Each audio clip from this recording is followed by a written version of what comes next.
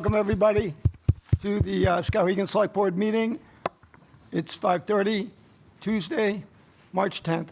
Please all stand for the Pledge of Allegiance.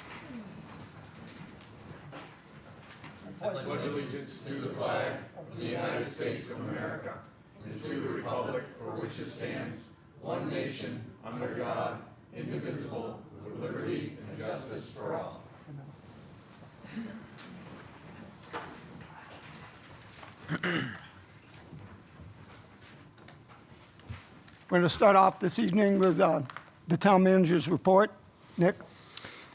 Folks, I don't have a ton because I've been busy with budget stuff, but I just want to give a heads up, a little reminder that just because we've had a couple warm days doesn't mean that bad weather is not upon us. We're supposed to get some freezing rain later this week, some snow potentially later as well.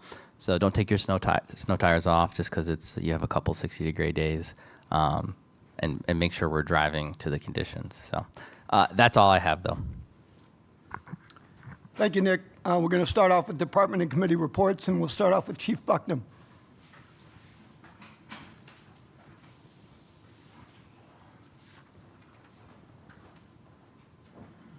Good evening, everyone. Good evening. I just want to bring to public's attention the sidewalks are bare. They are clear, right? Which means I shouldn't see anybody walking on the road when there's a sidewalk available. It's actually against the law. It's a civil infraction. I can write you a ticket for it. And this is the warning. I'm going to write you a ticket for it if I see you walking up Madison Ave and not utilizing the sidewalks that are provided for you. We've had way too many accidents out there over the last year, year and a half of people walking on the roads and getting hit by vehicles. That needs to stop. The sidewalks are clear. There is no snow. There is no ice on them. Please start utilizing them. Other than that, I do realize that the roads have cleared up as well, and we are stopping a lot of cars that are in a hurry. I'd ask everybody to pay attention to the posted speed limits out there because they're for your safety as well as everybody else's. That's all I have. Thank you. Thank you, Chief. Donnie? Donnie, will you turn the mic on, too, when you're up there? It wasn't on. I just bellowed. It's on the bottom, I think. It's on. Tap it. No. Yeah, it's not. There's a red button on the bottom. Yeah, Dickie will show you how it's done.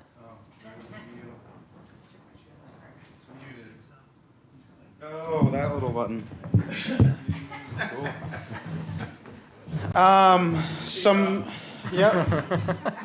Some of you might have saw us on the bridge outside the hotel in Bloomfields this morning. We're finally getting good enough weather to camera that line. The potential, there's a discontinued line, and we're looking to do an in-house repair. We did run into some trouble. There was ice in there, and the robot could only get up a certain amount. But hopefully we get enough information and go from there. But that's the give and take. You know, we're trying to discover if this pipe's good. So, but we got out there and we did it, and it was definitely hairy with all the trucks that come through there. But we got it done. Everyone was safe. And other than that, we're doing really good at the plant. We're stabilizing treatment, and we have some really good numbers going to the DEP right now. So things are looking really good for us. Thanks, Donnie. Thank you, Donnie. Brian?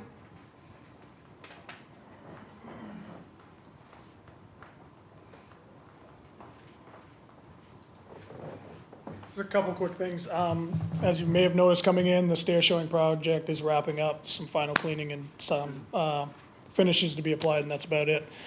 The SCDC board met this morning, and I've been tasked with asking you folks to consider the Renaissance building, the town acquiring it by some means. So I've done that. So it's up to you guys from here. No decision tonight. No decision, Be just made. He's just just want you giving a guys to heads be up. aware that they've asked me to see if the town has any interest in that building, and if so, go, work on getting on town meeting warrant, or they're gonna have to make a move on that building here pretty soon, so. Last year, when we talked about it, there was a lot of vandalism going on. Has that been consistent, or is that sort of like died off, or? I've not seen any vandalism Cool. since. Yeah, It's awesome. just that the operating costs are such that we can't generate enough revenue with the building to cover all those, so Yeah. we're gonna have to make a decision. Yep. So does the building turn a profit at all, or is it? No. What is it? What is it? Really awesome, poorly designed building. The problem is there's not a market for the type of office space that is in the building, and it's built such that you really can't reconfigure the space to make it more profitable. But super valuable for the neighbors. Right, you all saw how much the public really wants this building to be open when I closed the restrooms a year ago, so that's the other thing to consider as well. Okay. What's the average deficit it's running?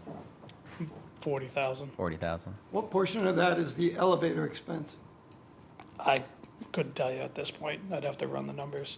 I did put together a cost sharing calculation together for Butters because we're considering that. If we add in a $10,000 reserve every year, that's roughly $45K for just the elevator and supporting spaces for the abutters to use. So that gives you a rough idea of what we're looking at. Have you made any formal commitments with the abutters yet?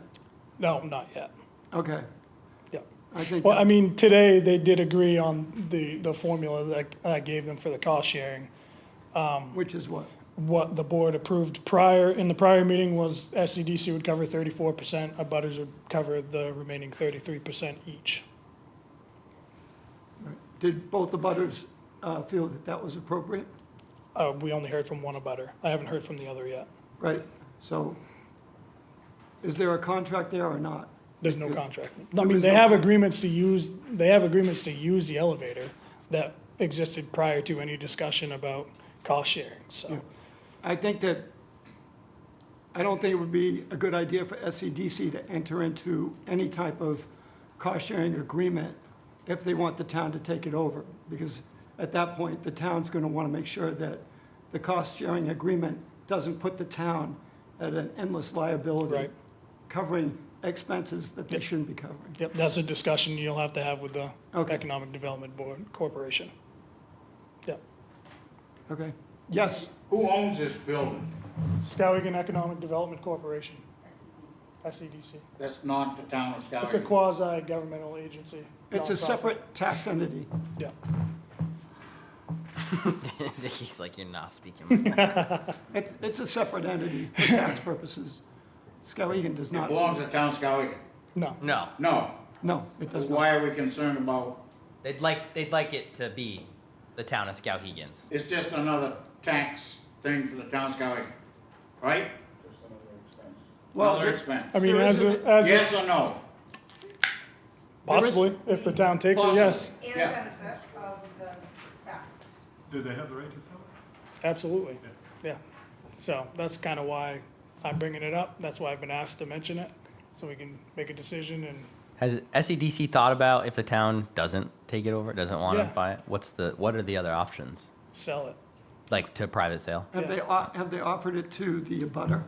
No, we haven't, this is the first step, Okay. So we've got several avenues to look at. yes. Do you guys have options that you've already looked at that maybe you could May I provide us? say Oh, something? yeah, This feels like an unfair conversation. Yeah, You're on the board of- absolutely. You're on the board of SEDC. We're having an unplanned conversation with no data, no numbers, no P&L, no information. Could we please get this on an agenda with information? Sure. And I realize you're more informed than most of us, so yeah, I wasn't at the last two meetings, actually. okay, well, it feels like there's an inside conversation going on here that this group is not prepared to have. Okay, I I did. don't see it that way. I did tell Brian to bring it up today, so. Okay, great. but I'd love to have a more We'll have a more informed in-depth conversation. Yeah. on the agenda. Yep. Anything else? That's it. Okay. Thanks, Brian. If I could just add on to that real quick, just to answer your question, since the implementation of the community resource officer downtown, Nice. our calls for service down there as far as what we were handling before that implementation have drastically dropped off, to include people hanging out in areas they're not supposed to be hanging out in and everything else. So I just wanted to, you had asked that question, I wanted you to hear it, that the CRO program down there is actually working very, very well, so. Okay. And I have something to say. Amber, I understand what you're saying, but I think the public does deserve a little bit of knowledge here. the fact is there has been an issue relative to the bathrooms, right? And so the bathrooms are in the building that SEDC owns. And the town people would like those bathrooms open during various parties going on downtown. So that has been one of the major issues. The other issue is that we are renting it to the police department to have a police presence down here. So I think the town has a right to know that right now, okay? We all have a right as the select board Okay, so to have now more everybody knows information it. when we have this conversation. Okay, but now everybody knows that. Okay, we can move on. So we're gonna move to Gail.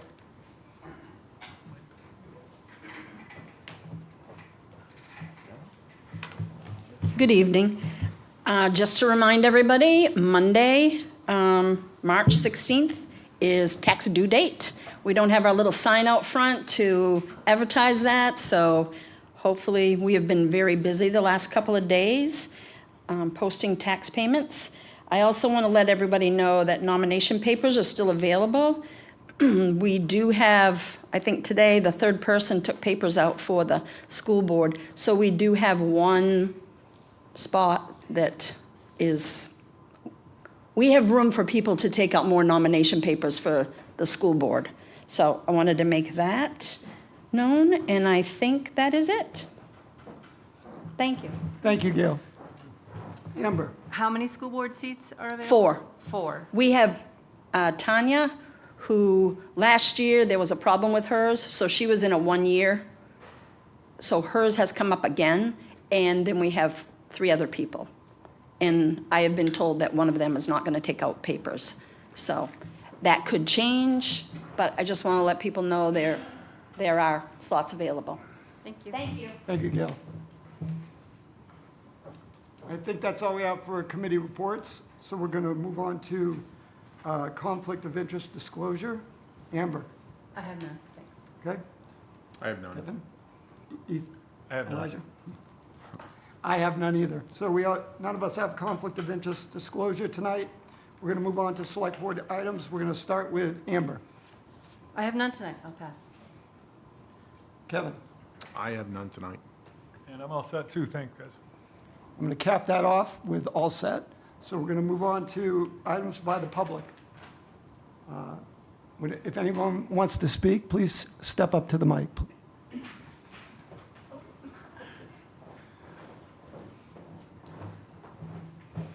Hi, I'm Janet Mayhew, and I would like somehow to see if there's committees or whatever that's working on the ordinances. I just feel like I'm coming to or watching certain meetings that are going against what I feel we should be watching out for in our town. And I just would like to discuss it with somebody, but I don't want cameras and all kinds of hoopla. But I just thought maybe we could chat. Come in and see Brian. Come in and see Yeah, Brian. start there. Yep. Okay. And then Because I also would like to know why there's so many places with glass, windows, everything on their property when we do have an ordinance for that. Somebody told me that has something to do with not having enough money for lawyers. I would like to maybe put a line in there in our budget to make that happen more. If this committee could do that. That's just my questions on that is I really thought that maybe there should be, I know 2016 there's ordinances made, but we're in a different world now. Cannabis is now legal, but there's certain things around it that Yeah. just seem weird. agreed. with- We are working on that ordinance, updating that. Okay, So. it just seems like we're not getting far on things, and I think we need to speed them up because I think people are getting their ways in there a little quick, and we need to be on top of that. What specifically are the 2 ordinances that you're asking about? Well, for one, it's the new cannabis one. I've lived here most all my life, and I thought we were grandfathered in that we didn't have this in this town other than Nuggies. And now we're gonna have a grow out on 201. But I reread the ordinance a couple years ago when I read it, it made it sound like we didn't have it in town, but now it's broadened out and it says 2016. But I don't know if it's just been added to online and it's always been there since 2016 and I just didn't see it. But it's disgusting to go by grows coming into town to smell that. It's gonna be disgusting.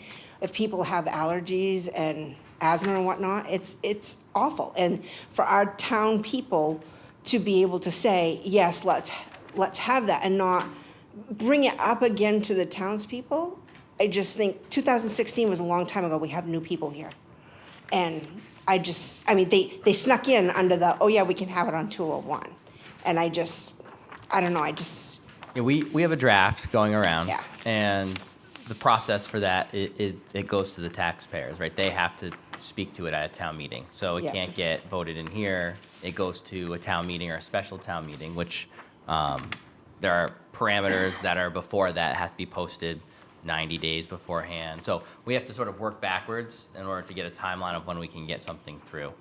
We have, Brian, you sent a draft around. We're working on it with KV Cog, who we pay to do some of these things.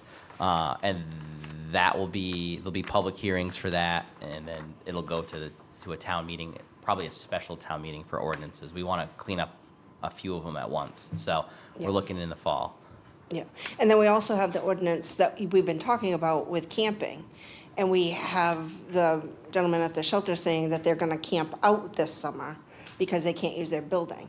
So I'm just like, things I'm hearing around town don't coincide with what I thought the plan of the town was.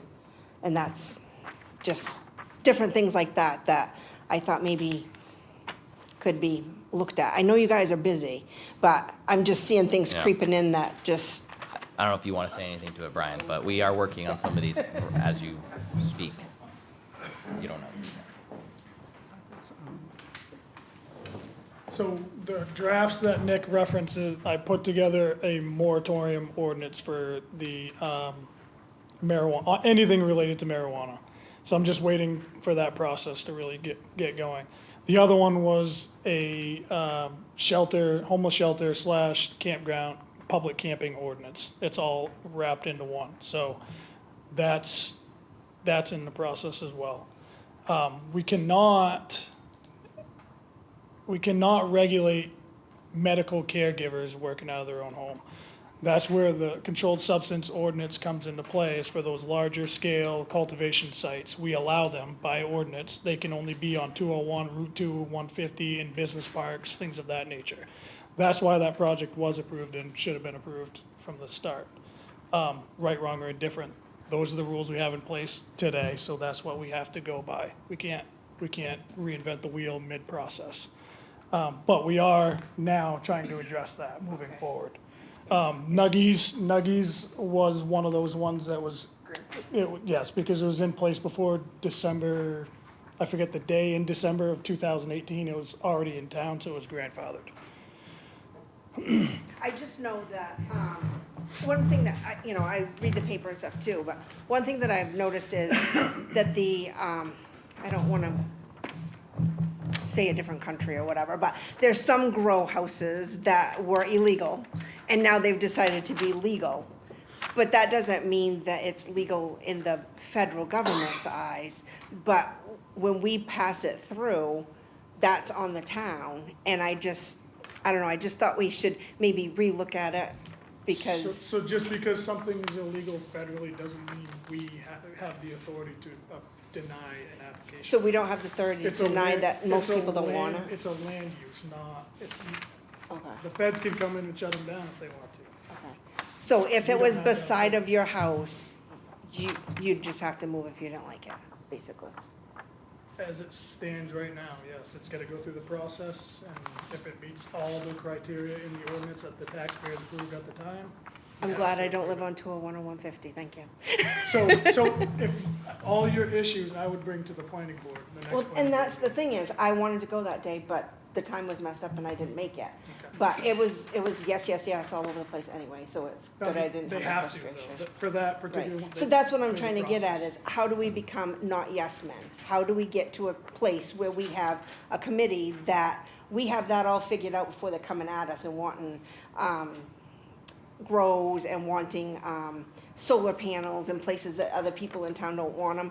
Before we have our good people in town wanting to move out of town because we're not going in the direction they wanna go in, they don't feel like the town is protecting what they want, just letting these new things, because we're into new business, but this business doesn't seem to be a good one to me. Yeah, we're refining, right? So in the last 2 weeks, right, this is why Whitney doesn't know, but we have drafts of these two ordinances created that are circulating and getting feedback right now. Okay, that so they'll be at the town then they'll have to meeting. pass legal, right, because it has to be legal at the end of the day. And Yeah. then they're gonna be at a town meeting, whether the town meeting or special town meeting, depends on how many days before that, like I mentioned earlier, There so. will be a public hearing right here. And Okay. that has to be a public hearing. So Okay, good. they are being addressed as you speak, and it's just not a process that can be like that, No, but. that's okay, in the but I last just 2 know weeks- it's been like quite a while, like Sure. even maybe before you It's came. definitely before I came, but Yeah. we have drafts And now, so. We didn't know, so I'm glad to hear that it is in Yeah.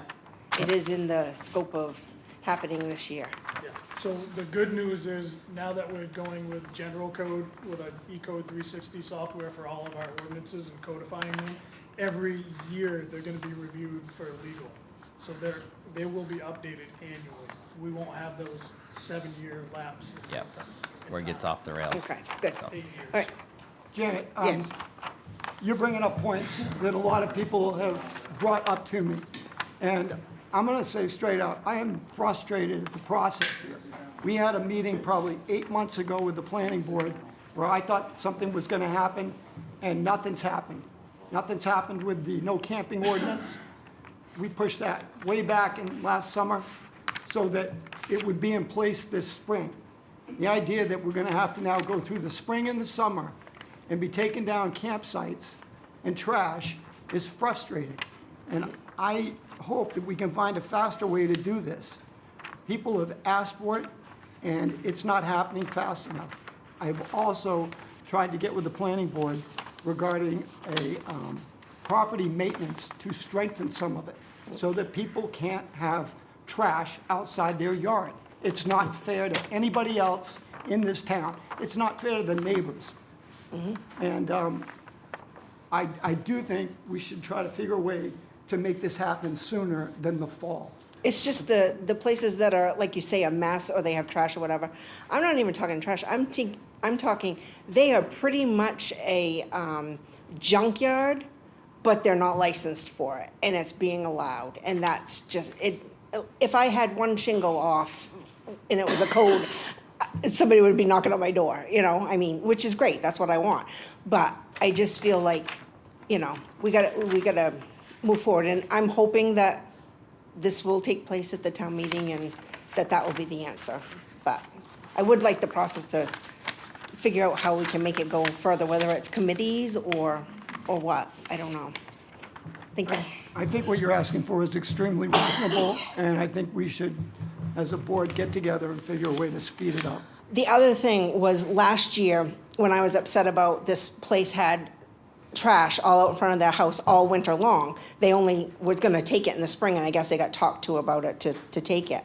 There are elderly out there that, you know, maybe their grandson moved away and their grandson used to take their trash for them or whatever. There are people out there that need help, and I came in and asked if we could have a committee or whatever, and the person told me that, asked me if I wanted to start it. Well, come to find out, in April, we have a day that the school children, the high school children, volunteer, but people have to make out a form to have that happen. I never knew about the form, never whatever, until I looked through it after. But even the employee here, when I was asking about a committee or whatever, asked me if I wanted to start it instead of pushing me toward that thing that happens every April. I'm not sure if you guys are aware of the thing that the high school does in April for cleanup. But maybe we can get more advertising out there so that more people realize, oh, yeah, I've got this old whatever here, they could put it on their truck and take it for me because I can't. You know, maybe we can get a little cleanup done that way, but that's not advertised well, and something like that. Utilize free help. Thank you, Janet. I have a question about ordinances. How does a town determine that, you know, somebody that's very passionate about something, like, I don't know if you want to maybe have a dozen horses downtown or something like that, but the town doesn't want you to, how does the town decide that, like, it's time to take up the dozen horses ordinance?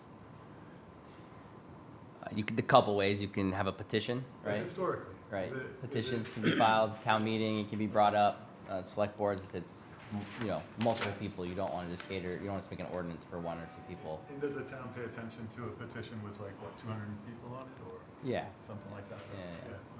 I'm just curious. And then just sort of common practice, what other municipalities are doing. Yeah, I mean, We're not gonna You bring reinvent up the a wheel. good point, Janet, and it's interesting, people that really want to affect change and are passionate about something, there should be a pathway, right? Just to, for us to consider what the townspeople are saying. Speaking of passions, I'd like to just, now that she mentioned ordinances, you guys sit down and have a contracts with all these private haulers in town? And if you do, what time of year is it that it's done?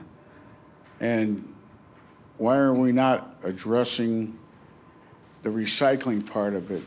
It's been 5 years since a private hauler has brought recyclables up to the transfer station. So they're bringing them over to Waste Management, and we're paying for them. And I don't know what the percentage is, because I've talked to Cindy before, and we acquired prices that the town is paying, and they're getting a free ride driving over there, and they're picking up trash. I don't know about you, but I've seen where they had trash out, and they've got boxes and boxes and boxes of things that we're paying for, because whatever the company is picks it up, hauls it over there, doesn't go up to the transfer station. We're paying all that extra, the taxpayers in town, and we need to recover that. We need to force them into either recycling, or they pay a fair share of the tipping fees over there. They go in there and they got 3,000 pounds, 2,400 pounds is the town's, 600 pounds is theirs. Let's charge them for it. And I've offered to get a committee together. I've had a couple of people, but it falls on deaf ears. But it's a way to save some money. And there's a lot of dumpsters in town so the business is here. I don't know who's picking up the tab other than the taxpayer. And I think it's time that maybe a steering committee, like she said, maybe a group of people, maybe a steering committee in between the selectmen and the townspeople, sit down and find out what the problems are in town and address them, and then present them to you and see if you can do any action on them. John? Yeah. So I appreciate your concern about what's going on with the recycling and the private haulers. In fact, we did have a meeting, it was about 3 weeks ago, a workshop with Cindy, where we went through in detail what the issues are. And so we have the data now, and we are looking at it, and we're gonna have a company come in and analyze our situation to figure out what the You're gonna most have a efficient- company come in and analyze it? We're going to have a third party analyze the situation and give us advice on how to move forward.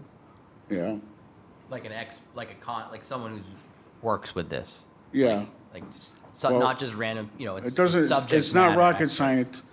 If the national average is 1 bag out of 4 bags that go out there is recyclable, then you address it with them and say, look, we're gonna charge you X number of dollars per a quarter, a third, or whatever the case might be of the load that goes in there. And if you're not willing to pay it, then sayonara. You guys don't charge them anything to get a permit to haul the trash in town. I think, $300 or something like that? It's not enough. Time to catch up with progress and start getting, they're laughing at us. They're laughing at the taxpayers in town. John, yeah, We're you're- looking at all these options. Yeah, you're Yeah, repeating. but the thing is, you're looking, but anybody can spin in the mud. Thank you. Thank you, John. Would anybody else like to speak? Chris, come on up. Evening, guys. I just wanted to bring you guys up to date. It's nearing ATV season again. Been working with Brian on what the future is, what the plans are. This last couple of weeks, we've been with Norwich Walk, they're gonna take over the end of the trail that is actually in Norwich Walk. I've given them all the details, all the plans and everything I've done with the landowners and stuff. And in the next, month, 6 weeks, when it dries out, they're gonna hit the ground working, and that trail will be back open and rolling. So we will have our pathway back over to the rail bed and getting people back into Skowhegan quickly with that. Moving forward, we're looking at a big project going up into Cornville. I'm waiting on the letter from Nick still, but we've got some things in place to where I can get a trail started that way. It may be something that we can open and use this year, or it may take another year. But I spent 5 hours out there today, cutting the trail, getting it mapped out and stuff, and getting the permits through CMP and stuff. So that is going, still hoping to get the application in for North Avenue and get those other businesses and stuff. Taxpayers, we've got a lot of our taxpayers and stuff and riders from around us that have commented on Skowhegan needing to get a trail open and needing to come back here, wanting to see some more access roads, wanting to see more business and more things. I've talked with Giffords doing like an ATV night with, mini golf or whatever, so there's some talk, different businesses doing ATV type events, to try and lure people here on different nights. So we're moving forward. Just we're getting our feet dirty right now. Waiting on the grant season. That's about 6 weeks away. We got to have the grant paperwork started and stuff. So trying to get the wheels rolling. Snow's not melting fast enough. So, any questions? I'm good. I'm looking forward to you getting the grant, and what are the ways that the town could help you obtain those grants? So last year, Brian did all the paperwork for the grant. It was, his hours were more than what the grant reimbursed for, but the fact that it brought business into the town, it kind of compensated that a little bit, if I'm correct. He addressed me yesterday with the fact that we're actually crossing the town line. We're working in Madison right now. The Madison ATV Club has no interest in doing anything in this area. ATV trails do not see town limits. So if I go through the municipality to get a grant because it's Skowhegan ATV Club doing it, it comes through you guys to do the paperwork or whatever. But it's not, I can't go to Madison because Madison Club wants nothing to do with this. They don't care about getting into Skowhegan. So, working out, I've sent Nick an email to get some of this figured out, whether we can get Brian's help again this year. He did great with us last year. We'd never had a grant before. He was able to secure $30,000 from the state. That was the whole trail that we did was 100% free to taxpayers. So in this year we're looking at the same thing. Probably a little bit bigger grant, probably a lot more time and money going into it. But the fact that Brian knows what he's doing, and he did a great job, that we wouldn't have a trail if it wasn't for the work he did. I'm hoping that he'll be able to assist us again. How much town money do you receive? None. None. No. So all these grants don't cost the town of Skowhegan money. Right. We just have to find the people to get them together so we can get them. Yep. Right. It seems like a really good return on investment here. And I just think we should really push hard to get these grants and open up the trails to this town. I think this is low-hanging fruit, and if we want to bring in more revenues, we should really consider this. We have talked, and we're in works with Christina is actually helping us figure some stuff out as a club. But we are in talks about going around to local businesses and making a passport. So Amber, I know you have a couple of different businesses. You have the restaurant and the store. We'll put your both places on that passport, and ATVers come in and they say, hey, we got the ATV passport. We'd like to, do some shopping here and get this stamp. The idea behind it is they have to spend $1 to get the stamp. It's a pretty minimal thing, but it gets all of the businesses around town, not just downtown, but all around town on the loop. And that's something that's never been done in the state. Joanna and I have been looking at this and juggling how to do it and everything, and we've talked to a lot of people. She and I are spending a lot of time in Augusta right now with the legislature in dealing with ATV laws and changes about and everything. And I'm getting a lot of feedback, and a lot of people are talking Skowhegan. So, where a lot of people are liking what's going on here, and we need to keep it growing. Sure. So, It fits in with Skowhegan being a recreation destination, right? absolutely. And if the weight limits change, Skowhegan could be the northern place. There's all of the towns, all of the trails in Bingham could potentially close. So. Skowhegan could be the new north spot to ride to. So I'm trying to capture that and get people here as quick as we can. So Thanks, Chris. no problem. Thank you, Chris. You're welcome. Is there, I just got one more thing to say. I just hope that when you start talking about the trash haulers and things like that, if you have apartments, you should recluse yourself from making any decision or voting on anything.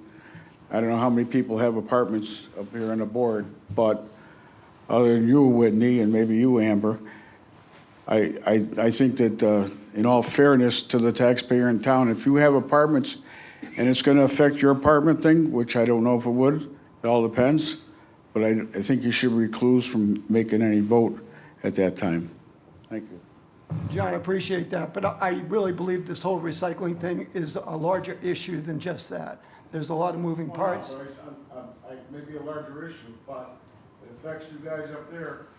And if you have apartments, and we've talked about this before, that if it affects you more so than it does the taxpayers, or it affects the taxpayers less, is one thing. But if it affects you and you can make a decision that changes the whole landscape of it, you should be able to say, let me back off, I'll let everybody else go.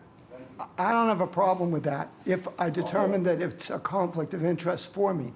If I don't think it is, I'll state my case and I'll go on. I could say that it might be a conflict of interest for anybody else. You can let me speak? Yeah, don't you? Okay. Let me finish. I don't appreciate that comment, John. You do, I know you. Okay, so it could, if lots of people here also own businesses. So all of a sudden, you're gonna say, because the trash can also affect their businesses. At some point, you won't be able to have enough people vote on the issue. The most important thing to do here is to get the facts out, John, get the facts out, show it to the people, and then come up with the options. That's what I'm willing to do. Okay? All right, thank you, John. If you want to speak, come to the mic. Oh, it's not necessary. Okay, thank you. We're going to move on. We're going to move on to, there are no public hearings, there are no presentations. So we're going to move right on to the consent agenda. This is to approve the minutes from the Select Board meeting March 3rd, 2026. Do I have a motion? So moved with minor corrections. I have a first from Amber, Second it. second from Kevin. Minor corrections just include a numerical correction on the library's allocation, and also just the inclusion of just clarified wording on our TIF conversation. And it's reflected in what we will sign tonight. It's also, Angel was able to reflect that in what went up on the website. Yeah. Angel's already made that correct. Oh. Can I just, where is it on the TIF conversation? I'll I'd read just it. like to see it.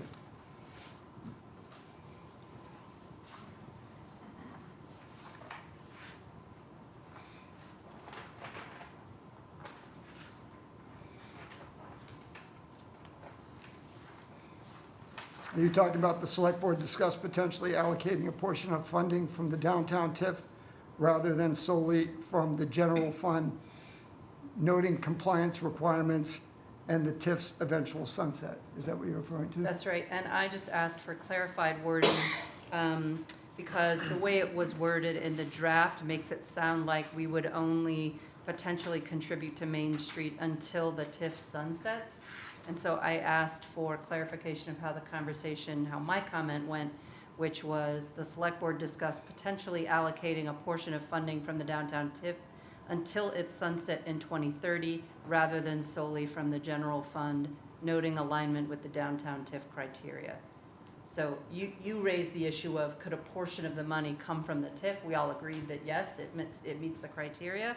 And I raised the comment that so long as we are a Main Street community, we have a code with the National Main Street Program that asks for a third, a third, a third. We had that conversation, and the way it was worded leaves room for confusion that we would only fund Main Street if, until the TIF sunsets, which was not the spirit of our conversation. So I just asked for clarification. Okay. Just added a date. Yep. So the corrected wording will be, the select board discussed potentially allocating a portion of funding from the downtown TIF until its sunset in 2035, rather than solely from the general fund, noting alignment with the downtown TIF criteria. Just keep. Very good. Okay. Yeah, very good. So do we have to do an amendment to that? or No, can we she just said with changes, so. With you I those said with vote on it. changes, it's Okay. been changed if you agree. All right. Is there anybody else who'd like to speak? Okay. All those in favor? Motion carries 4-0. Thank you. Amber, thank you for clarifying Yeah. that, too. Who seconded? I did. Thank you. Okay, we're going to move on to the regular agenda. The first item on the regular agenda is discussion and decision to authorize the deposit of $5,160.75 into the capital reserve account, Public Works Equipment. So moved? Second? Okay, first from Amber, second from Kevin. And is there anybody here who'd like to speak about it? I can just speak to it quickly. It's just for our public bid that we had for the loader. It went to the highest bidder when we opened them that day. So Gail just needs authorization. We want to put this money back into Public Works specifically because it was a loader that was sold, so that Jason can use it towards the purchase of a future one. Okay, the loader we had was sold for $5,000. Yes, it went out to bid for quite a few weeks. So that's going in reserve? Yep. Yep. Do we know about it? Or is that, Yes, I made one of my motions. It was one of my updates. okay. Is that public knowledge? Yeah, it's posted everywhere. It has to be. It's illegal not to be. All right, thank you. Not say it here? I did say it here. Oh, I didn't hear you. Yeah. Who's the purchaser? Oh, who purchased it? Yes. Oh, Harvey Austin was Okay. the highest bidder. Harvey But I Austin mentioned was it the at previous meetings that we had, and I had Jason mention it as well, that we had a loader out for bid. It's always posted on our website and at town hall, so just make sure we're watching that as well. Very good. Any other discussion? Seeing none, all those in favor? Motion carries 4-0. Item 2, discussion and decision to allow Donnie Zaleski to expend $9,600 from the Water Pollution Control Capital Reserve Account, equipment maintenance and repair. This account is 60-01-65-02. This money shall go to Provincial Plumbing for piping rehabilitation of the chlorine storage and delivery system. Donnie? Oh, So moved as written. Thanks, Kevin. Kevin? Second. First from Kevin, second from Elijah. So this is our chlorine room. We have 2 tanks. We do about 9,000 gallons of chlorine a year. Chlorine we use for disinfection. This is one of the big pain in my butt, this project. It's just a mess. Everything is doubled because you have to be able to reconfigure each pump to each discharge and each tank for redundancy. And we have to use Schedule 80 piping, which is like the most expensive because it has to be chemical resistant. We're at like 14% industrial bleach I was looking into options of epoxy wrapping connections. Basically, we have a bunch of leaks. With the number of leaks, I realized we just got to do a big stab at it and get like 80% of the fittings redone. I'm hoping we can come under this amount by, I'm going to try to get some more parts cheaper. Like these valves are like $200 per valve. So it's like, it adds up quick. And our disinfection season starts April 15th, so if we can get this going now, I'll have about a month to get this room rehabbed, and we should be good for a long time with all these leaks, so. Yes, Amber? I'm just curious how you chose to work with Provincial. So we've used them for a long time, and they've been really good to us. Devin is one of our local vendors. We use like Express Electric, and he's been really good with us. He's come to me like late at night, and he answers the personal telephone. So we have like an informal service contract with them, and they've been really good to us. And they've been our historical vendor for in-house plumbing repair. And so, Okay. yep. Any other questions? All right, seeing none, all those in favor? Motion carries 4-0. Thank you. Thank you, Don. Thanks. Item 3, discussion and decision to authorize the annual interest payment to the Women's Aid Society in the amount of $1,310.90. So moved. I'll second First that. from Amber, second from Kevin. Thank you, Nick, for just establishing the legal pathway for us to be able to do this. So I'm thrilled that we have the information we need to be able to authorize this. Yeah, I think it's all set. Gail, is there anything you wanted to say about it, or are you all set? No, I'm all set. Okay. I'm pretty good with it. All right. Seeing no more discussion, all those in favor? 4-0. Passes. Item 4, discussion and decision to authorize the deposit of the Maine DOT check in the amount of $3,000 in the sale of town-owned property reserve. So moved as written. First from Kevin. Second from Elijah. Discussion. So MDOT, eminent domains, 2 small parcels, and they're parcel 15, parcel number 1. I don't have the specifics, Jason's not here. But for the street light and for, I think, for control box, we have no say over that, as long as they give us fair market value, which you'll see they gave us above. So we just want to we need authorization to put this into the sale of town-owned property reserve.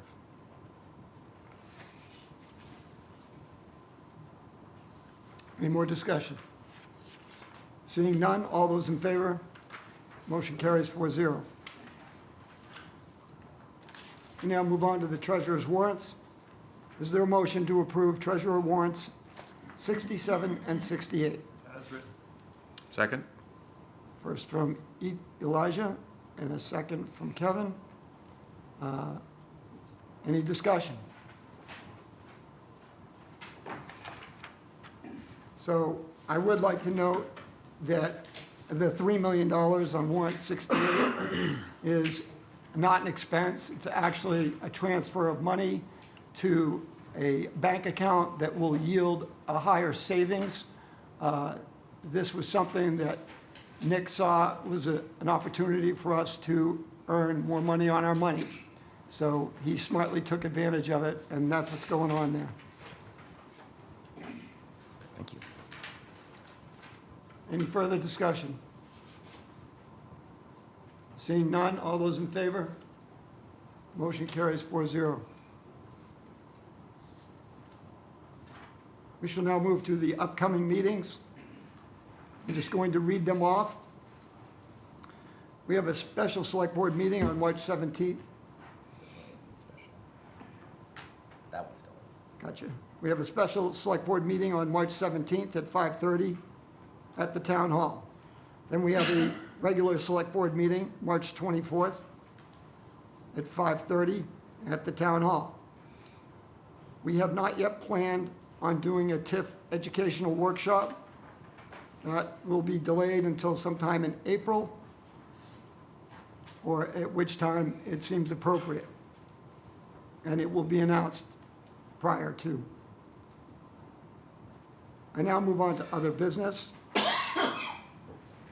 And do I need a motion for us to go on and discuss the budget workshop? No, we're just in a budget workshop. Okay, so we're gonna move right into the budget workshop, and we're gonna start right off with the Planning and Economic Development Department. So while Brian's walking up here, I saw a lot of redundancy in the last year's budget of how you guys did this. So we had Tanya, which is Brian's assistant, in one area, Brian in another, the code enforcement in the other. So you'll see, besides Dason, which is municipal building, I've put them all under one budget for us to actually look at and transparently see what the tag is on that. Yeah, this is just highlighting, again, the restructuring that we did a year ago, just over a year ago. For those at home that don't know, we did restructure economic development, code enforcement, planning offices. They're all combined under economic community development. And through that process, we actually eliminated an admin position, admin assistant position that was vacant at the time. We removed the local health officer of $1,200 a year and the contracted code enforcement officer that was costing us $2,400 a year. I'm acting deputy, so we're realizing those cost savings that way. I'm not sure how you guys have done these the last few, so just run through. just yell at me if I'm going Yeah. off the rails here. Just changes. Okay. So we'll start with electricity. I'm seeing that we're coming in under budget. So I've reduced that 2,000 to 24,000 for this coming fiscal year. Is that a percent sorry. of the building? What's that? Your That's elec- the entire building. And how we bill lights up. So we'll see revenue. I don't know where we're gonna put that yet, but we will send lights up at the end of the year. An invoice for their use. We do have a meter in place that we installed back in November, December timeframe. So I've estimated from November back to July 1 when they were supposed to start paying. That's the fairest way to do it. The same's true for the heating as well. So they'll get an invoice for the heat portion of the building and the electricity and water, of course. So I did increase by $1,000 just because we haven't gone out to bid yet that I'm aware of for a fuel. I just want to make sure we're covered. Going down to sprinkler systems, I don't know if your sheet was updated. I did send Nick an update today. It did say 1,800, but that's gone down to $1,200. The energy, I'm sorry, 25-98 under utilities. Energy systems automation. We're in our last year of the contract, so this is something that's already in place and we have to honor it. So that's gone up roughly $1,200 to $24,000 over last year. I'm reducing the general maintenance budget by $1,000 this year.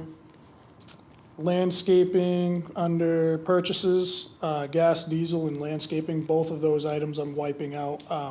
As you know, those are under a contract for landscaping, so there's no need to budget for those items.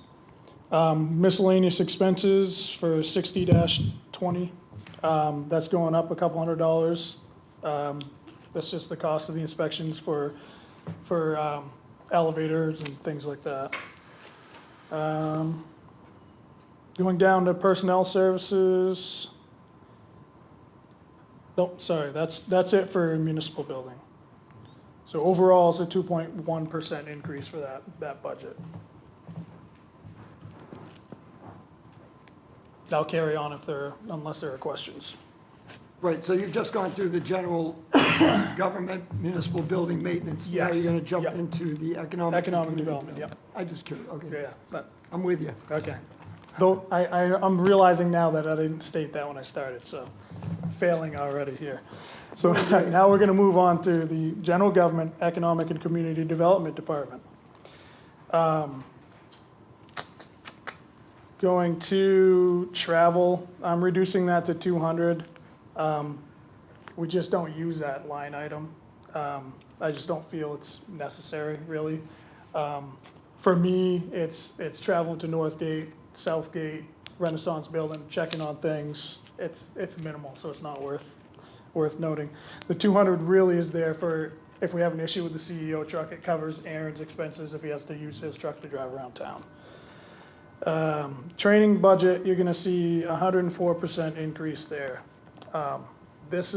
Training is needed, and we are utilizing the Alfond grant program. It's been very successful so far, so we're likely to come in under that number. But the training opportunities, especially for code enforcement officer, are few and far between, and the ones that seem to pop up are a lot more than the $55 through MMA or something like that. We really need to take care of those.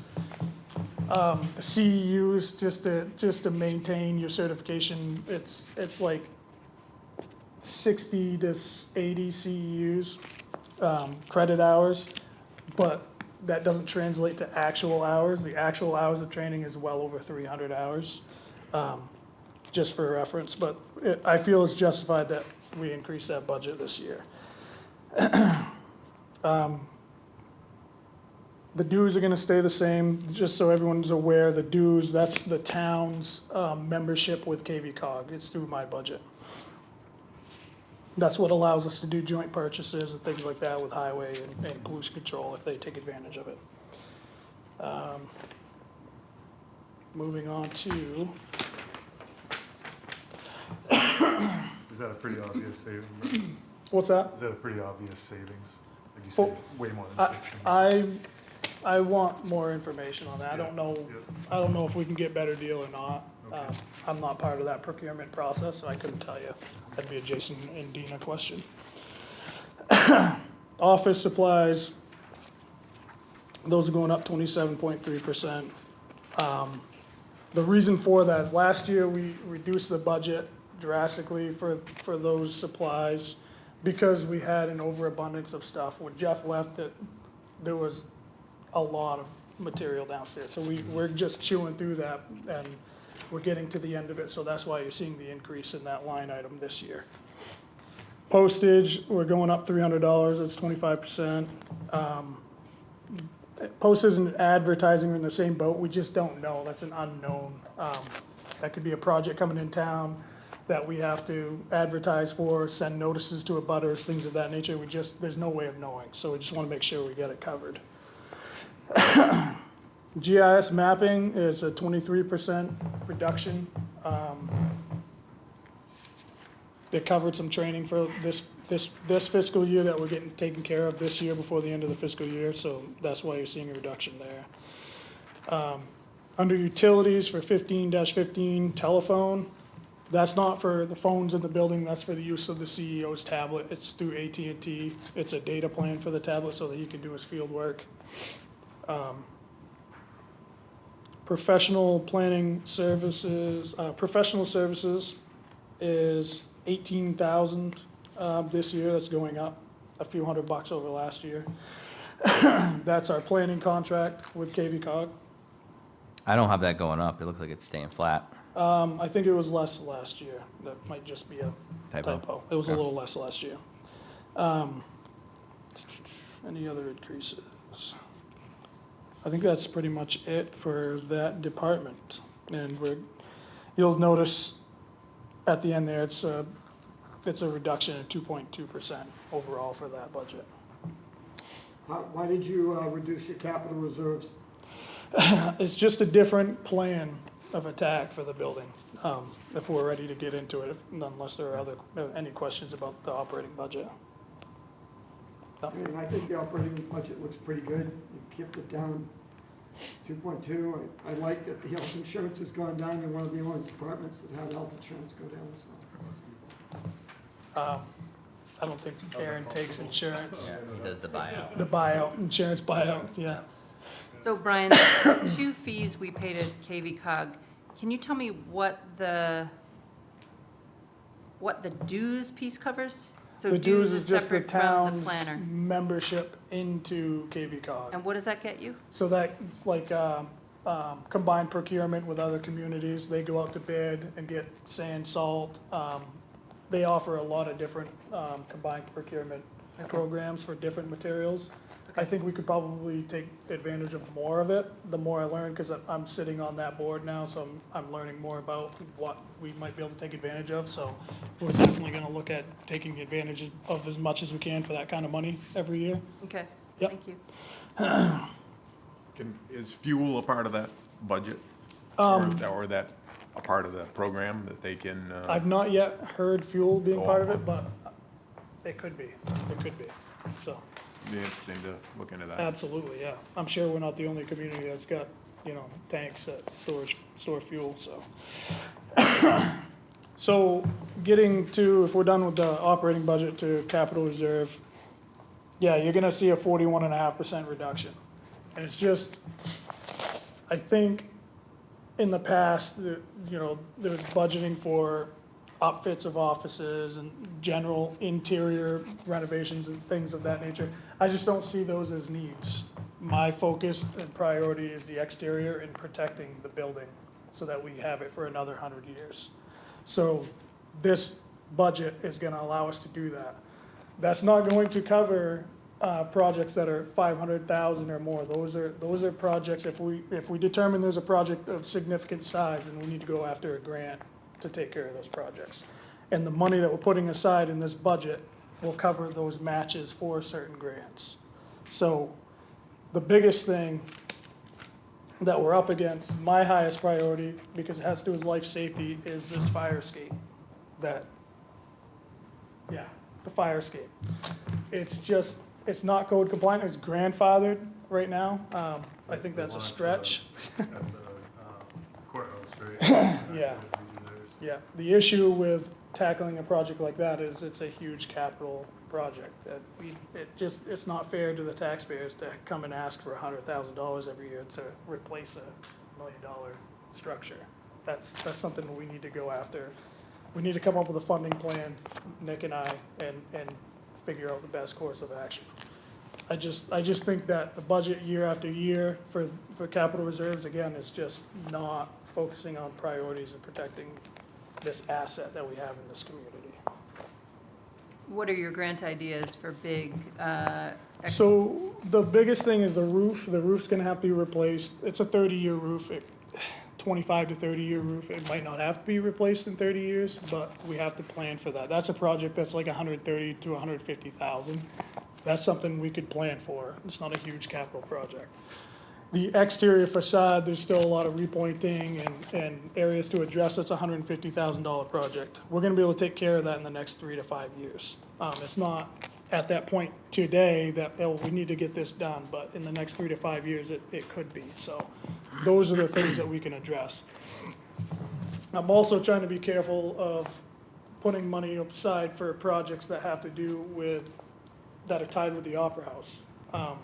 Because there's a plan for that, and part of that plan is including the fire escape, a new elevator, and a new exterior stairwell. So those are huge capital projects that it doesn't belong in this budget, just my opinion.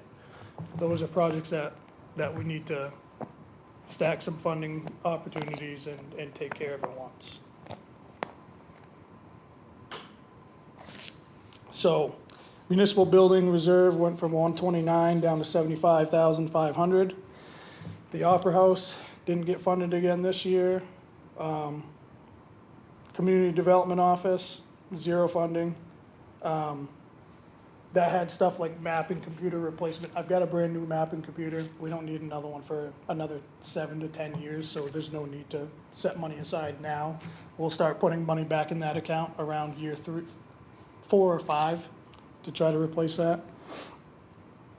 Planning, ordinance, and enforcement is going up from 3,000 to 4,000.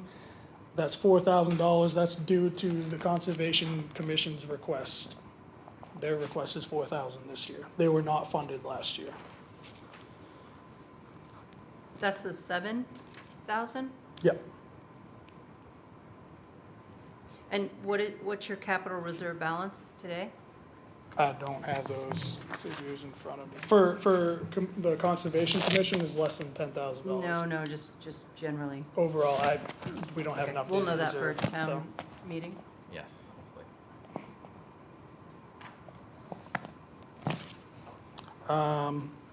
Have you guys been going over revenue or? We can breeze through it quickly. Okay.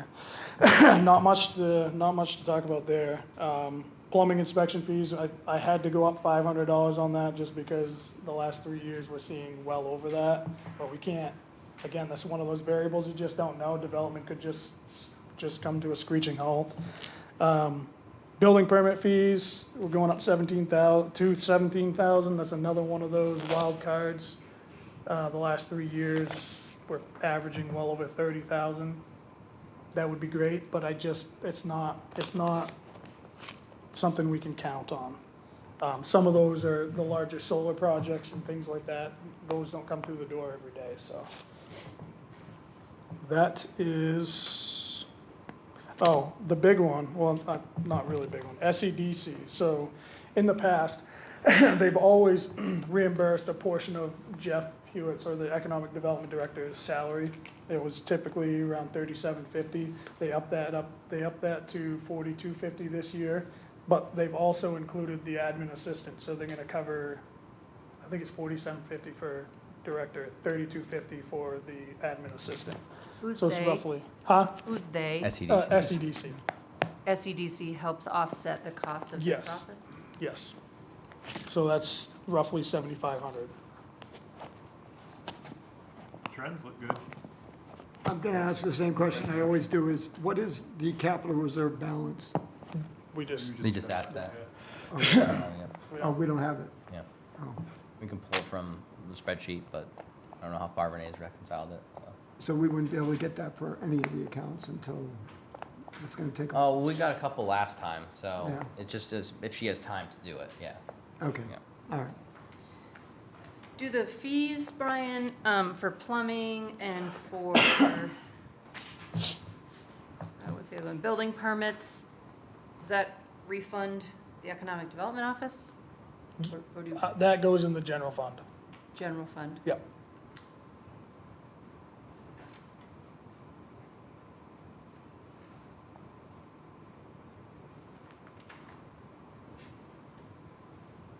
Any further questions? I'm all set. Thank you Okay. very much, Brian. Thank you, guys. Thank you.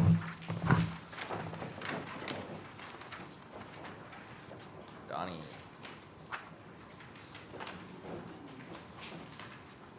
I want to pull out my glorious, beautiful spreadsheet. So I got a summary on the front.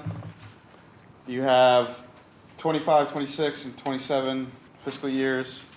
You have your reserve accounts in the bottom. And then this page is a breakdown of every single line item and the equation I used. And then there's a reserve page on near the back. Right there. Sorry, it's not the easiest. Easy to read though. So this reserve sheet, you got a narrative under each grouping. You have 3-year appropriation and you have anticipated future balance per group. And then I put some supplemental, I have ongoing projects, projects completed, projects funded through operational and reserve. And then in that is like pending projects slated for hopefully funding in FY '27. So I have a breakdown of all the current projects. And then the last page is just an example of the need to stay close to 4% because there's a state minimum equation to calculate our budget, and we're well below that state minimum for investability. So it's just an example of the importance to stay get as close to 4% increase each year. So there's a state minimum, we're well below the state minimum. The state has a minimum because why? So that's if we ever go to user fee. So because we're in the tax base, we're kind of like in the gray area, but there's a figure for if we were to, let's say today, we go to user fees, there's a state minimum. And so what that minimum is investability. So if we ever want to go get loans or bonds and get outside resources, we won't be able to do that because our system is deemed uninvestable, right? So they want to show that your reserves are there, that you're putting in the money. So I just did this little thing to just show you where we sit with that. It's not a doom and gloom type thing. It's an example of where we're at. And so what I did with this budget is I'm aiming to get as close to 4% to help compensate with that over time. And my sheet from Nick is a little bit off because Nick ended up recalculating benefits and they were lower. So on my sheet, I have a total difference of 3.6%, and on Nick's sheet, it's 3.3. Yeah. So that's what I've done with this Slightly budget. less. That's good. So Donnie, back up. So Yes. first off the board, you're not going to find another department head that has a more detailed and well laid out justification. And one of the for their reasons budget. is that, sorry to interrupt. You're fine. One of the reasons, 2/3 of my budget is utilities, employees, disposal costs. So that's just keeping the lights on. And that other third is like what we do with repair and maintenance and stuff, so. So go back to this sheet Yep. and just go through your notable changes. And again, he's done a great job of justifying it with this supplemental 5-page Excel sheet, but go off this first cover sheet that I have here. Yep, so we'll go down. Personnel is one of our we have 4 people down there. And we have, it's not as much compared to a lot of departments, but we have quite a bit of overtime. We're scheduled down there 365 days a year, so we have a 3-man rotation of on-call, so we have a certain amount that we have to fund for, and then there's a certain amount of overtime that we include for call-ins, for pump stations, or Unknown. yeah, unknown. So that one's pretty high. Actually, and I'll pause there. I'm going to give Donnie a little credit here. So Donnie was up before 3 a.m. this morning in order to help save overtime. He did it himself with one of the other workers. And was it a camera line? Well, we just kind of strained the highway because they came and did a couple camera things, and like he's only got so much overtime with his guys, and we help each other. And it was a good thing I was there too, because they ran into some problems, and I got to see exactly what happened right there. Scary. I watched you guys for a little while. And It was scary a couple like, at times. the end, the big 18-wheelers are coming, and the guy's Yeah. got a flashlight, and he's like showing the 18-wheeler where to go. That was me. I had the flashlight. Yeah, I was like, "Don't hit me!" And yeah. I just want to point out Donnie is doing above and beyond, trying to make sure that we keep our costs low. So We go into our next category, employee costs. yeah, what do you got here? You got travel. We got travel, training. A part of my certificate is I have to do so many credit hours a year to keep my license. So our training budget's a little higher than other departments, but we did come down on that because we are going to recover money with the Alphon grant. We've increased our memberships. We get a lot of resources from outreach. It's something that we haven't done in the past. These national and regional utility associations really can provide us with grant funding and resources, and it's something that there's a great return and investment on that.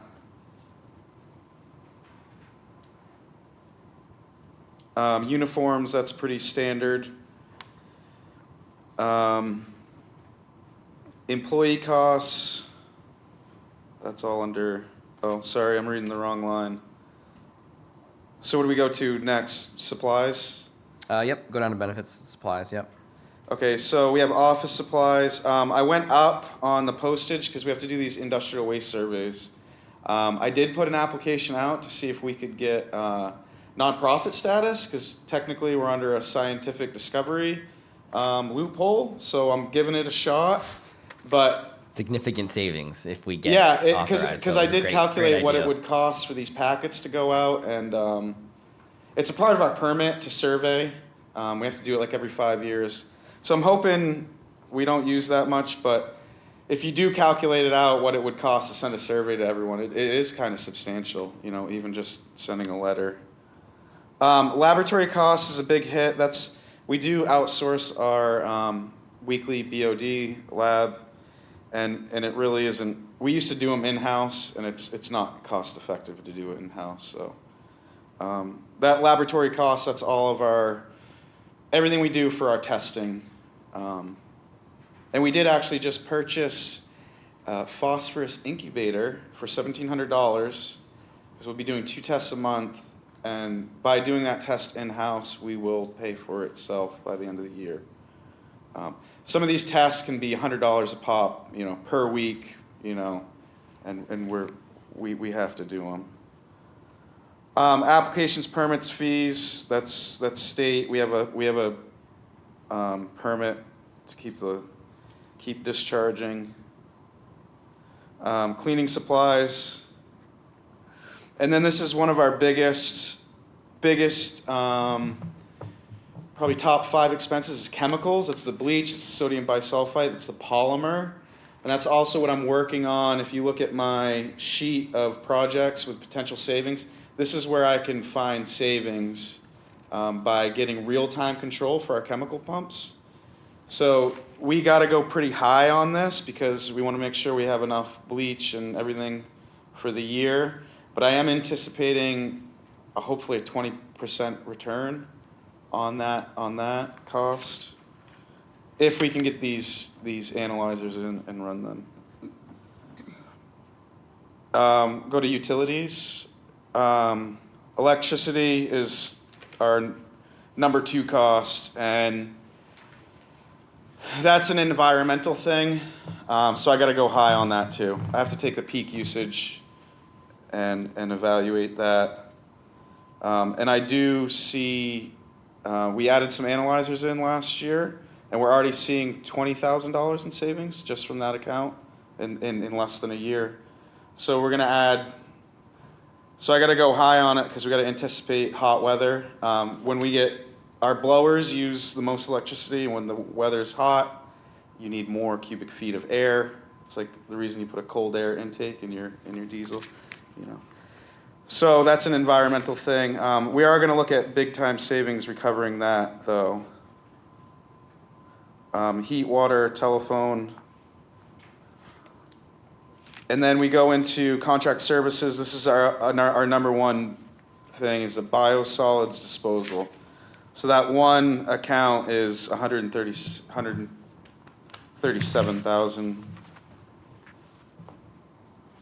That's just the bill to Waste Management. Yep. And we're looking at reduction there too. I've changed process control at the plant. I'm trying to use our sludge tank as a mini reactor and reduce these biosolids here. And for the future upgrade, if we ever get there, we can put an aerobic digester in, and we can reduce biosolids by 30 to 40% at the plant. So just I'm soft launching the upgrade, but stuff like that, technology has come up, has caught up with us, and that's something we could do. It's like a big tank. We put blowers in, we put it on a cycle, and we could reduce that bill by 30, 40. Yes, Whitney. When you were speaking about septage, what part of that is in the septage? Is that the biosolids disposal? Yes, and that's where I was getting at earlier a couple months ago about charging for septage, because it has a different impact. All the different wastes have different impacts, and so that is included in the biosolids disposal. We did 1,100 tons last year.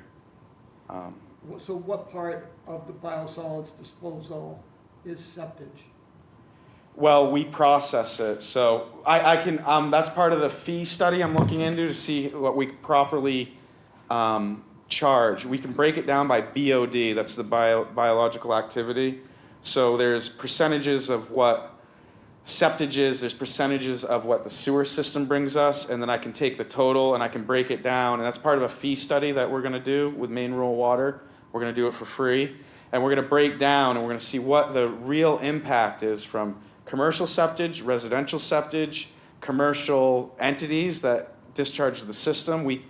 Under our permit, I can stick a comp sampler on each of their discharge, and we can come up with permits and charge them based on strength of waste.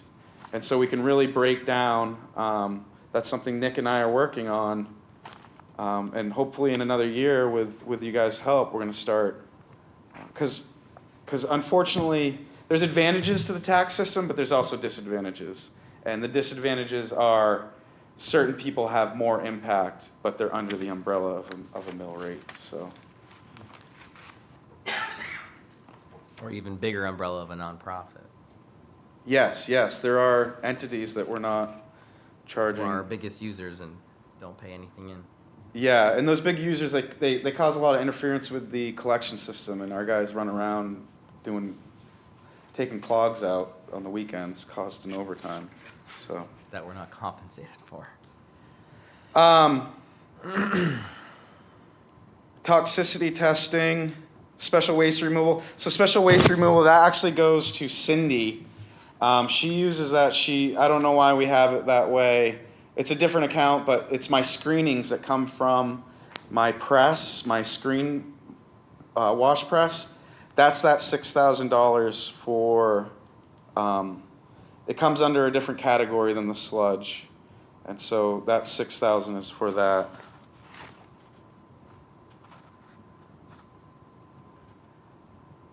Are you guys good with the utility, or Yes. with that? Okay, repairs, maintenance, and I got a lot of projects going on. And this is the big hit. This is where I'm going up. But I've also shown some cost savings with doing these repairs. We could potentially, with the list that I have going on, we could potentially save up to $75,000 per year with getting these repairs done. And we've already done 20,000 and the year's not even over. So I just wanted to highlight that these repairs, they come back to us. It's a reinvestment in us, you know? And so on general, and this is all for the treatment plant, this repair budget. In general, I will use that for anything that's going on, unforeseen. The vehicles are pretty square with the $5,000. I'm doing some repairs now in our dump truck. The building, I went up big time because we're gonna do a lot of sandblasting and painting. I've already started that. And when we do these things, we go in town. I buy Sherwin-Williams, we do it in I was gonna do a breakdown of what stays in state and out of state, but these repair budgets, they stay local. So I go up to Sherwin's, we have like 300 vendors. But anyway, we're doing a bunch of rehab. We're painting all our buildings. I wanna sandblast a lot of structures. So that's why the building went up. And then equipment is the biggest increase, and that's the biggest net increase. And what that comes down to is until we do a major upgrade with bonds and find outside money, we just have to start getting things as much as we can done in-house. And some of these things, like one pump I have quoted for like $30,000. So last year's budget was $65,000, and we just need more. We have to get a lot of work done. Our last major upgrade was in 2004. And so if you know about life cycle and life expectancy of equipment, we're already past the life expectancy of the 04 upgrade, and we have original equipment from 72. So like if you get 20 years out of a pump, that's pretty good. And so right now we're at the life cycle of the majority of our equipment. So I want to make sure that we continue to do these repairs and don't end up in an emergency situation where we got to like throw a pump in and order it and stuff. So. And some of this other equipment is millions of dollars. Well, So I just wanna our touch on valuation in the town report is way off. We're looking at, that plant's looking at like $30 to $40 million. It's valuated at like 20 million. I don't know where they ever got that number, but we have an incredible amount of assets, especially once you count all the pump stations and everything. I increased purchase of equipment a bit. That goes to these sensors and these communications that we're going to try to do. Really, I'm trying to automate as much as we can because we're so low staffed. But there is a way through without getting more staffing. If we automate as much as we can, and then I can rewrite job descriptions, get more people doing other facets of that. And so with this purchase equipment, it's like those sensors like that.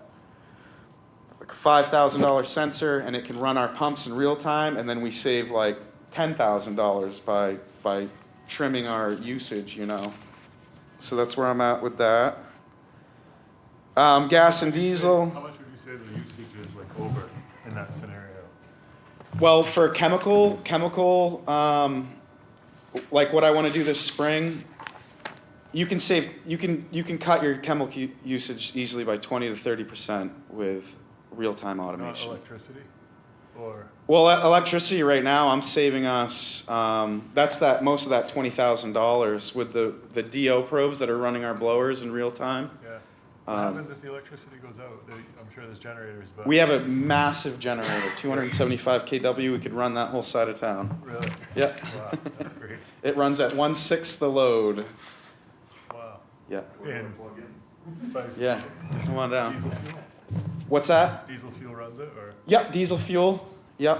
Is And it a silly question? Because I've been thinking about it, you know, as a kid, you always wonder like why people don't use the water in the river for electricity, but it's like, there's no option for like. well, there actually are options for you could put a turbine on the outfall depending on your elevation. Really? And that's also so one thing to think about my department is I use 57% of the total town's energy usage out of all the departments combined. I use 57%, and that's because all of this industrial equipment. So if there's any one department that should be looking into energy independence, it would be my department. And long term, if my department were to get energy to independence and offset, that would be real big time long term savings. I mean, it's $100,000 a year right there. Just the plant. That's not even the pump stations. So, We're looking into that though. That's cool. we're looking into it. Gas and diesel. So that's for our dump truck, our service truck, and we have a tow generator, and we need gas and diesel for that. For the pump stations. Yes, we have this generator we have to tow around.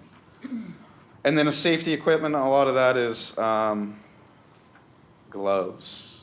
Because we're in a high bacterial environment, we need lots of gloves and stuff.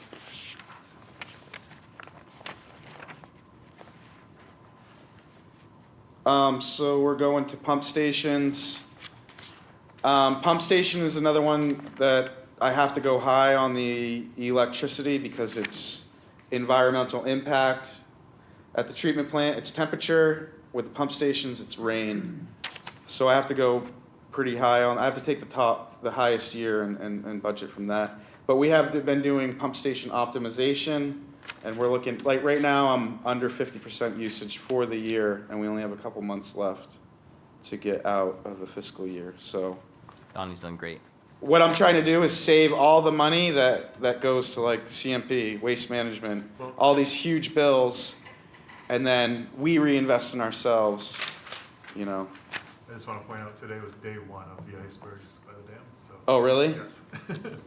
The ice fell and is now under the bridge. So here we go. So that one's pretty high, but I'm gonna be able to recover. I should be able to recover if we don't have monsoons all year. And then I went down a little bit on repairs and maintenance for the pump stations. We got a lot of work done last year. We got Elm Street taken care of. That's been like a bane of my existence. We had to pull that pump like 3 or 4 times this year. And also along with pump station repair and maintenance, we do wet well cleaning. We'll do, from that budget, we may do some force mains cleaning. So we'll help Jason with that budget too, with his repairs.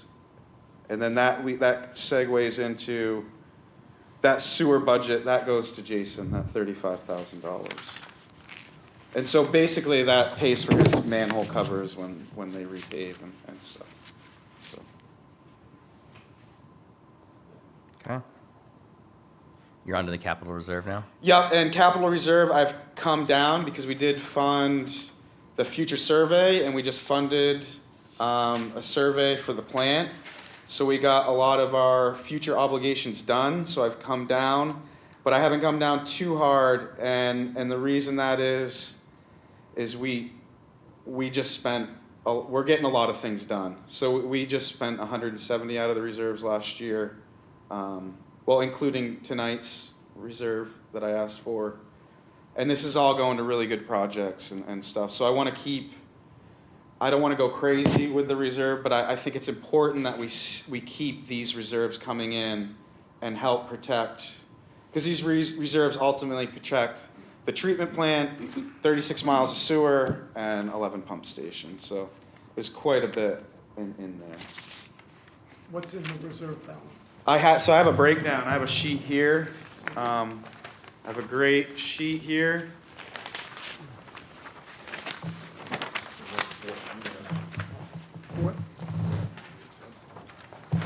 And I created one new reserve account. So building maintenance, building repairs, improvements, energy and efficiency projects. I do have 3 heat pumps that I'm gonna have to replace soon.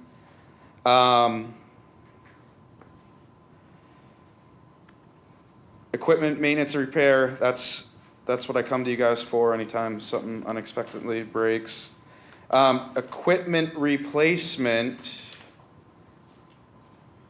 we went up a little bit of that in anticipation for some of these pumps we might have to do. Equipment from the 70s, perchance needing 04, replaced. 04, not too bad. Some of them. Not just the pumps, though. There are original pumps from 72 though, that I'm using. Yeah. They probably work better than what you could buy. We got the life expectancy out of those, right? Times 2 or 3. Machines have lasted longer than the employees. Yeah. And then new equipment, I went up on that. I'm in anticipation of an upgrade.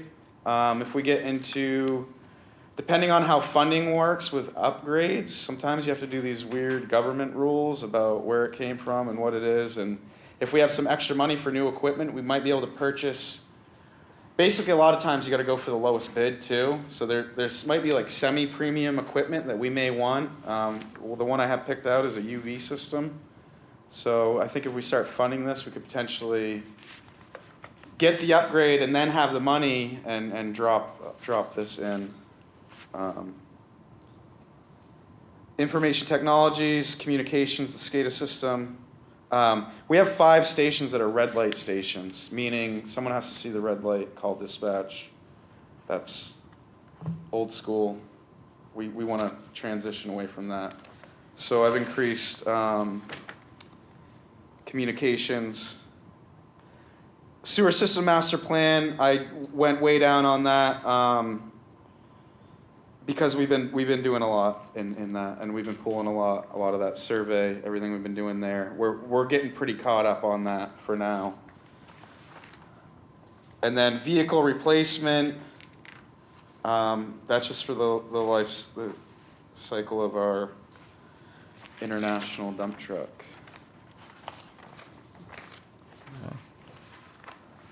And then you'll see that I actually added a revenue line. It's funded at 0, but it's to show you folks that right Yeah. now, We need to get serious about pulling fees, and we have it in our right to do it, and we can totally supplement. some of these costs. And my goal too is even if we get 30,000 a year in fees every year, and this compounds in one of these reserve budgets, in 3 years we have close to $100,000. That could totally replace one of these reserve accounts, so we could come down on reserves if we increase the fees. So, yep.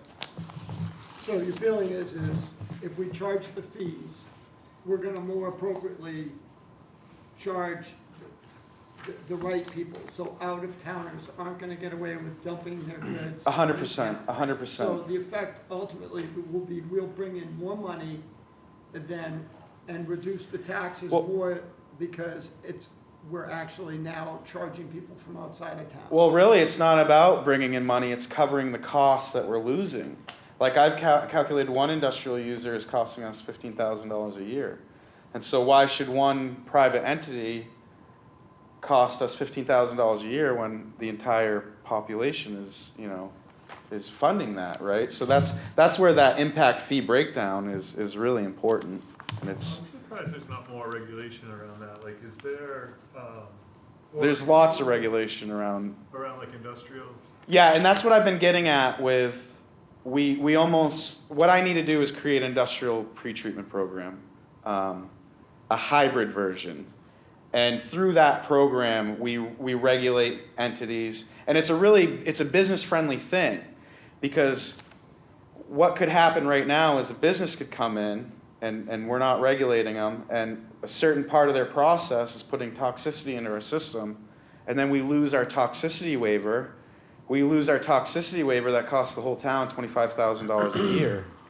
So, Well, I and- also wanted to say, it's not even theoretical. It is happening to us right Yeah. now with one of our users in particular. And it's just a challenge because it wreaks havoc on our system, costs us more to treat it over one industrial. And it's a business-friendly thing. No good business owner with good intentions wants to come in and not know about, and find out years later, they set up shop and they're like, you're an environmental disaster.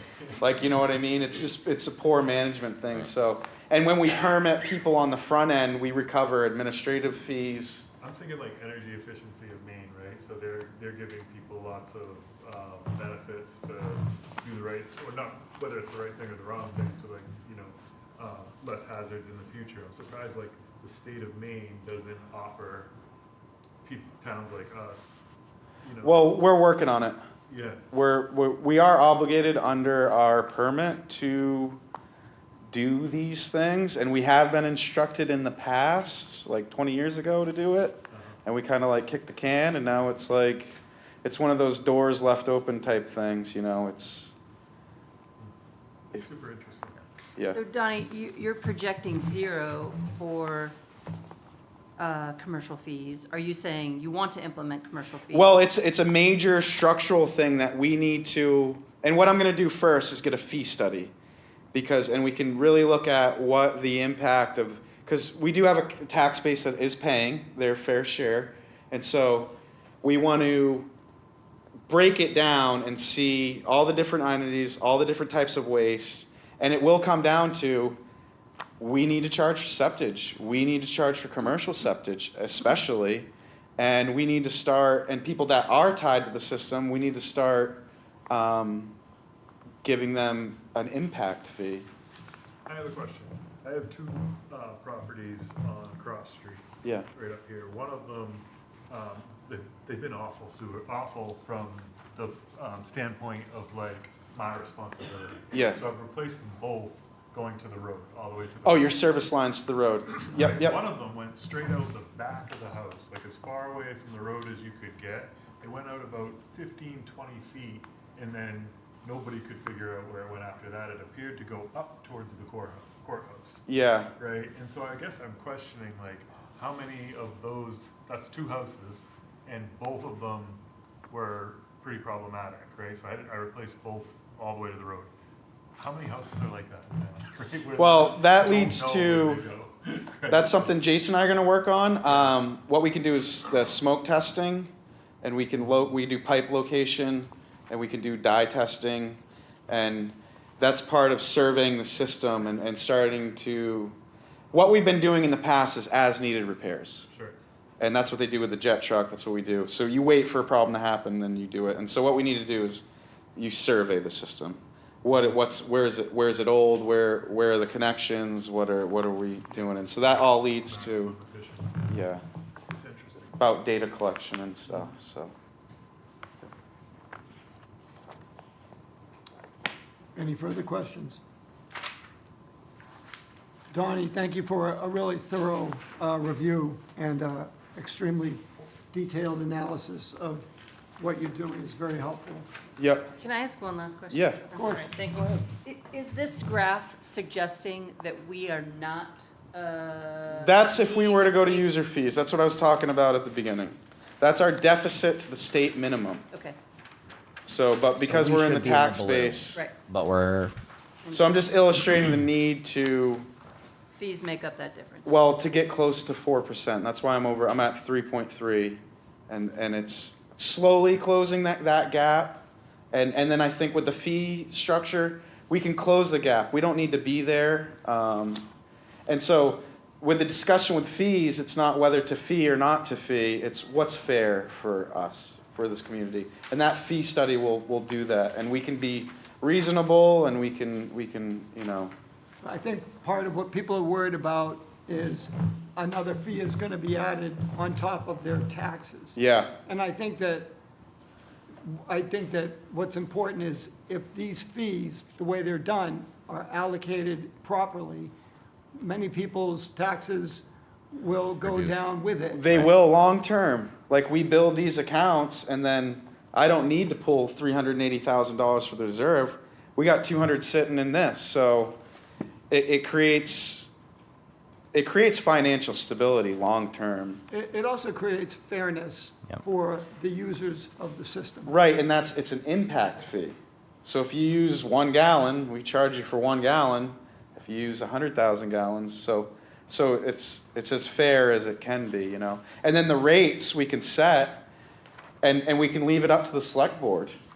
The select board sets rates, you know, and I can bring suggestions, and you guys can figure it out, and so then it's still in the hands of the voter, you know.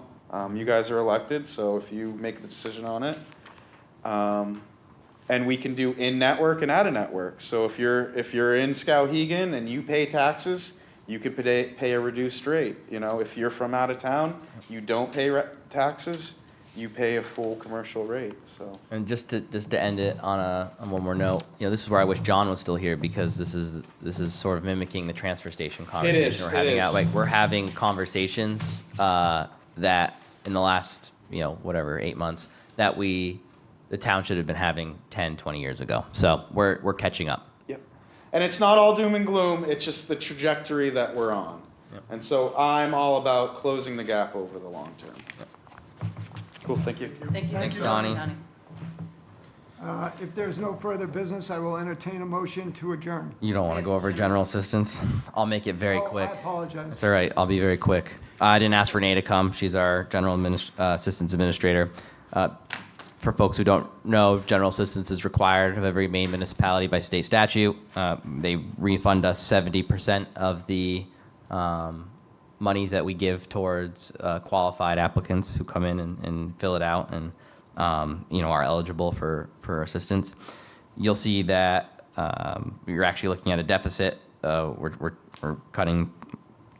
We're going to be projected to be $13,761 under than last year. I think that's because someone put a very low revenue number in there. If we spend what's in your general assistance supplies line there, you see that or not supplies, just under supplies, it says general assistance, SPEC, that's specifics. That's, if we spend that, we'll get $38,859. That's 70% of that budget. If we spend less, which we have historically been spending less, we'll get less revenue, but it's still going to be 70% of what we spend. So Renee and I felt very comfortable putting in the same numbers, just granted that we haven't expended more than that, even close to it in the last few years. What's the disadvantage of not spending? It just, Oh, I'm sorry, let me rephrase that. What's the advantage of not spending 70%? no, the 70% comes from state reimbursement. So But you have to spend, we have to spend, so if we spend, you know, $100 on heating, we're going to get $70 back, but the town is on the hook for 30 of those dollars. So the advantage of spending less is the town is spending less on general so it assistance. is. Yep. And Renee is a great, we've gone through trainings. I went with her to one, I did my own, but she's very well qualified for running the GA Were you program. here for a full, you weren't here for a full year. Were you here last year for? Yep. I've been here 9 months. I'm curious of like the, 10 months. what the, magnitude of people being denied general assistance. Well, I don't have the metrics on it, but it's very clearly, there's boundaries we have to go by state standards. So they do an investigation into, finances, et cetera, and then it's qualified from that. So we're basically just doing the state's work with the in-person, Oh, yep, yep. which is why every municipality is qualified. Yep. Under general assistance special, those are the numbers you're using to determine the 70%? Or which numbers are being used to determine The- 70%? Yeah, these right here. So This line is, this is 70% of 55,000. okay, gotcha. Yep. Very good. The rest of it is administrative. We take part of Renee's salary and put it in here. But again, it's just to accurately show that we have a person on staff as required to administer the general assistance program for the state of Maine. And we're looking at a 15% reduction, so overall. Okay, so when we go back to year 2025 budget, I see the same amount. Yep. But then I see a revenue total that is higher at 49,700. I'll repeat myself. So I started off with that. I don't know why that was in there. I think Oh, someone okay. lowballed the revenue, but That's the- statistically speaking, if we spend all of this, we are going to get that. It's by state law, we're going to get 70% Okay, reimbursed. so these numbers are skewed wrongly, or something's wrong. Or whenever they just calculated their revenue, it was different, so. Okay, But as it stands today, it's 70% of what we spend for general assistance. thank you for repeating this. You're welcome. All right, so if there's no further business, I'll entertain a motion to adjourn. I move we adjourn. Second. First from Kevin, and a second from Amber. All those in favor? All right, motion's adjourned. Please sign documents before you leave. Hope no one's opposed to adjourn. No, you guys have to spend the night. See what I wrote down was a while reasonable question. while he was up there? Was, but I heard you talk about it. Yeah, but it didn't. Yeah. So I-